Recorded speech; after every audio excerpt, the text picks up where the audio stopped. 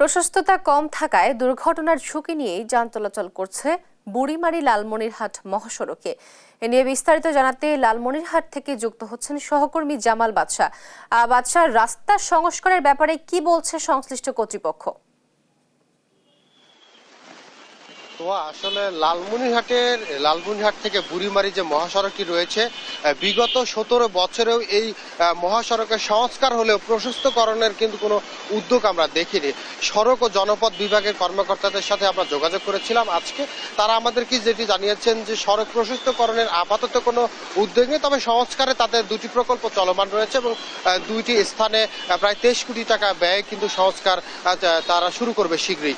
আরেকটি তথ্য জানাতে চাই যে বিগত সরকারের সময় থেকে শুরু করে এ পর্যন্ত কিন্তু একাধিকবার এই মহাসড়ক সংস্কারের জন্য কোটি কোটি টাকা ব্যয় করলেও আসলে সেই টাকা কিন্তু কোনো কাজে আসছে না।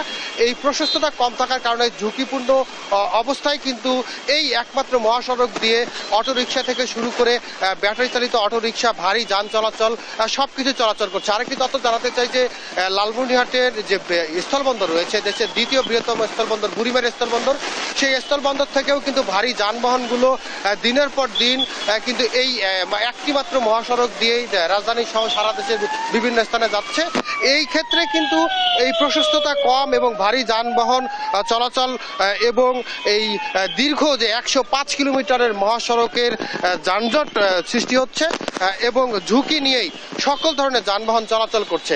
একটু তথ্য জানাতে চাই যে আজকে সকালবেলায় কিন্তু আমরা ট্রাফিক বিভাগের কর্মকর্তার সাথে কথা বলেছি। তিনি আমাদেরকে জানিয়েছেন যে সড়কের শৃঙ্খলা বজায় রাখতে কিন্তু অটোরিকশা, মোটরসাইকেল, ভারী যানবাহন সকলকে কিন্তু তারা সতর্কবাণী পৌঁছে দিচ্ছে এবং তারা কিন্তু অনেক ক্ষেত্রে মামলাও দিচ্ছে। গত মাসেই প্রায় 460টি মামলা আসলে তারা দিয়েছে, তবে এগুলো কিন্তু খুব একটি কাজে আসছে না। এর একমাত্র কারণ হচ্ছে এই মহাসড়কের প্রশস্ততা কম রয়েছে।